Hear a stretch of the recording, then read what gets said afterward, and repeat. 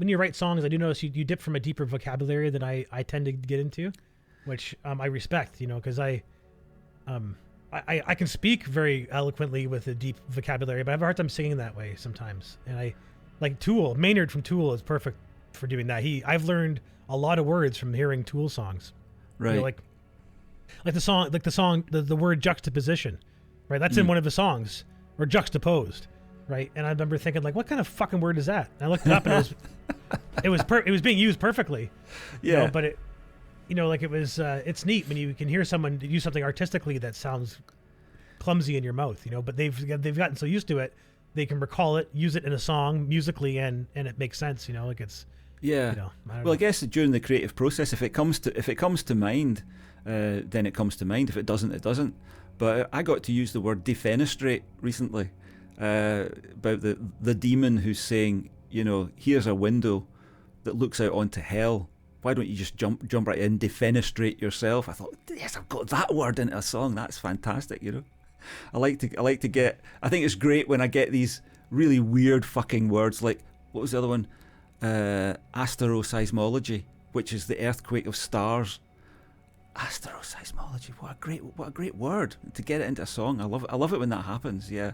So I'm deliberately open to all of these kind of things. I can remember a time when I wasn't, when especially when working with other people, and they would come up with their words for a song, and I would always think, that doesn't work. But how do you tell someone that the words don't work? That's not very good. So you just kind of, But I remember that feeling of not liking the words. And then I think my friend Bobby wrote some words at one point, and being the sort of semi-autistic dipshit that I am, I asked him, I said, what does that mean though? And he tried to explain it, and I remember thinking, that doesn't work. So it's a weird thing. Words in songs are weird because they have completely different impacts than they do in speech. Yeah. If you're singing the word defenestrate, you better be very, very sure about that. You can't mumble it. You can't sort of keep it in the background. You've got to fucking enunciate it. Make sure that everybody knows you meant that.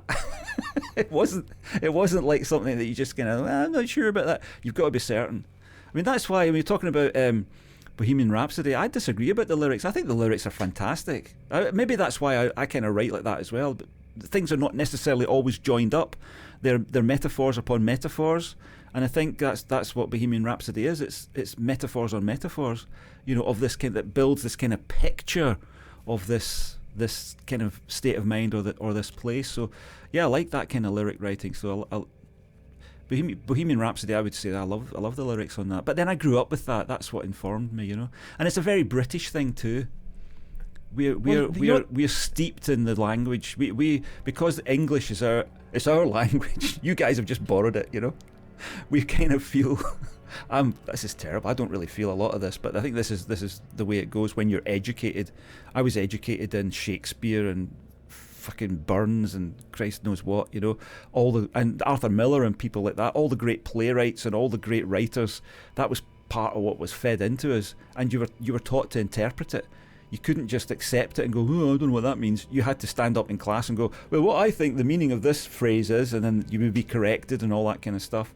So the language side of writing for me is kind of fluid now. When it comes to lyrics, it's very fluid.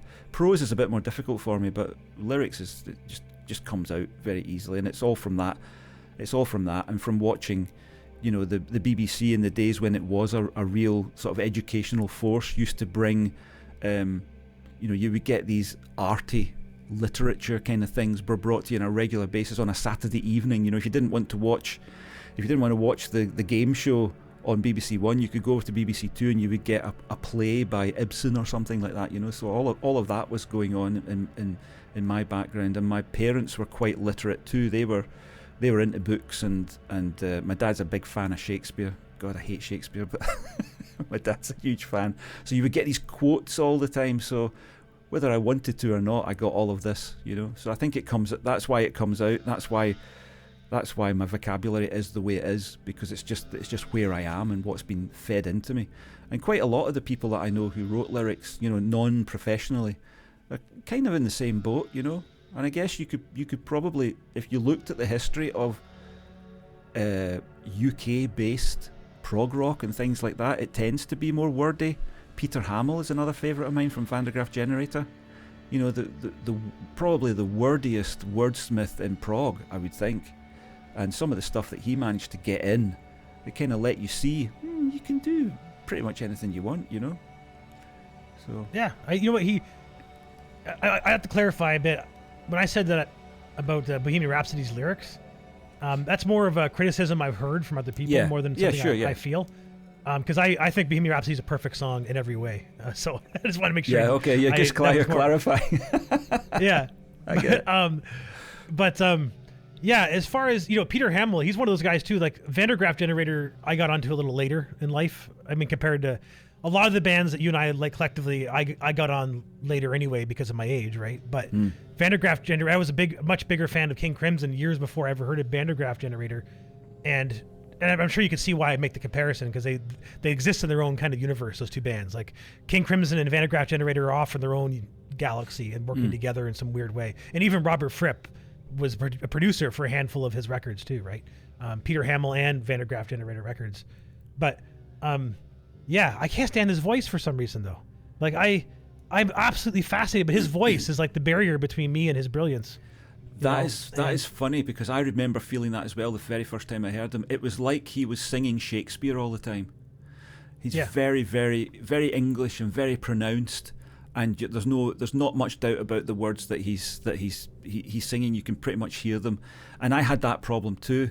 And funnily enough, the weird thing that happened was that at the same time as I was there was a friend that was into Van der Graaf, was his big thing, and he knew he knew everything, and he would tell you all the little bits about the albums and stuff and say, listen to this bit, listen to that bit. And I wasn't spending any money on Van der Graaf Generator because I didn't have enough money to buy everything, but I was kind of listening to them because of him. And I had the same problem with Hamill's voice. It was like, it's like listening to a teacher. It's like my teachers sound like that, very, very precise and very that kind of way. You'd have to listen to understand what I mean. But then I heard Alex Harvey from the sensational Alex Harvey band, and he was the opposite. He was very Scottish at times and very raw kind of Scottish at times, but then a faux American accent. And for some reason, the fact that I heard that accent, it suddenly made Peter Hamill okay. I don't know why. I don't know why, but I remember at the time thinking, that's weird to hear that accent, and then afterwards thinking Peter Hamill sounds all right now. So I don't quite know what happened there, but there was a definite time when I was listening to both of those. But I know exactly what you mean about his voice. But he is an amazing singer. When you see him live, he's thin as a stick now. I mean, he always was, but he's like I saw him in 2008, I think. So I can't say now, but. He was thin guy, and when he was singing, he would stand up on his tiptoes and his arms would come out and flap around like he was putting so much into reaching those notes. And I was with this guy who'd never really heard Van der Graaf Generator, had been cramming Van der Graaf Generator all week in order to get ready for this gig, and turned round to me at one point and said, "That guy's got an amazing voice." And I just went, "Yeah, I know." It's the best gig I've ever been to, the best gig by a long chalk I've ever been to. I've never experienced anything like that. I've been to see lots of people, but that Van der Graaf Generator gig just blew me away. I wish I could repeat it, but you can't. And that band's gone now. They're not together as that band anymore. But the combination of the instrumentation and just the presentation, the PA was perfect. I was standing right in the sweet spot, so the sound was perfect. Peter Hamill was about 10 feet from me. The brilliant drummer, the fantastic Hugh Banton's organ and his bass playing with his feet on the bass pedals, and the star of the show, David Jackson, playing saxophone, mirroring the lines that Hamill was singing, and then doing the two saxophones together, really, really blowing it out. What a fantastic gig that was. The only thing I really don't like about Van der Graaf Generator, and it was apparent on the night, is Peter Hamill can't play guitar for shit. He should never touch the guitar. Never ever play guitar, Peter, because you're terrible. And there was one point where he's playing guitar, and I was just, oh no, this is turned from the best gig ever to the worst gig ever. But I don't know. It's just one of these things. But what a gig that was, and that was them getting back together after 30 years apart. Can you imagine that? And you think, why did you not do this for the last 30 years? Wow. Like Gentle Giant, they gave up because they weren't selling enough records. They had to go and do other things. It's not a viable concern when you've got, there's 4 people in that band, and there's and Gentle Giant had about 6, I think, and it's just not feasible. You can't all get paid when you're not selling records, so you just have to give up. Real tragedy for both of those bands. It is. Yeah.